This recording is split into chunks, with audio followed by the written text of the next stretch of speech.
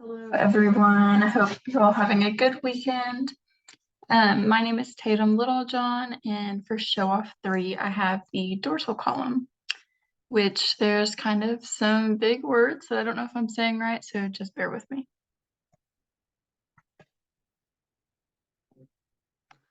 So the dorsal column is also referred to as the dorsal column medial lemniscus pathway.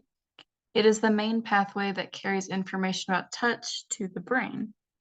It also carries information about proprioception, which is where your muscles or body is with reference to the space around you.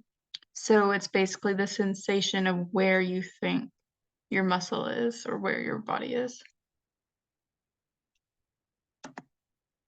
So for function, it conveys sensation of fine touch, vibration, pressure, 2-point discrimination, and proprioception, which is the position, from skin and joints.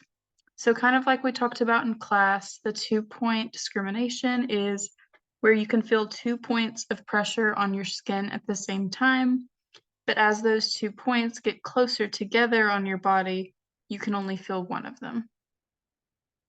And then for vibration, whenever we hear, that is us sensing vibration.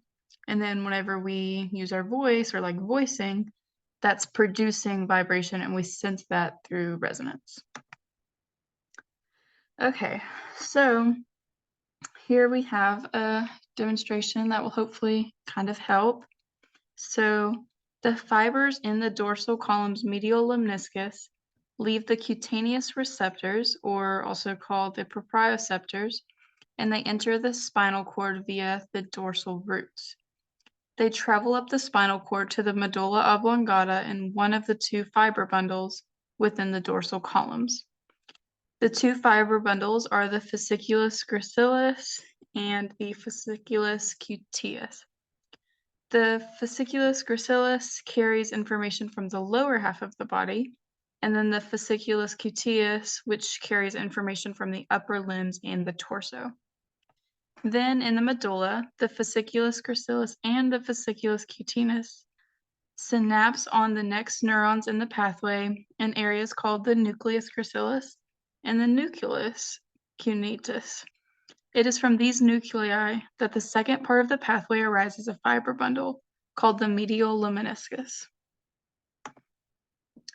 The medial lemniscus leaves the dorsal column's nuclei and quickly decussates or crosses over to the other side of the brain before traveling up to the thalamus, where it synapses in a part of the thalamus called the ventral posterolateral nucleus. A third part of the pathway arises from the thalamus and travels up to an area of the cortex called the postcentral gyrus, which contains the main sensory area for touch in the brain, which is called the somatosensory cortex, which is right there. Specific parts of the somatosensory cortex receive signals from specific parts of the body, and it's an arrangement that is known as the somatopic.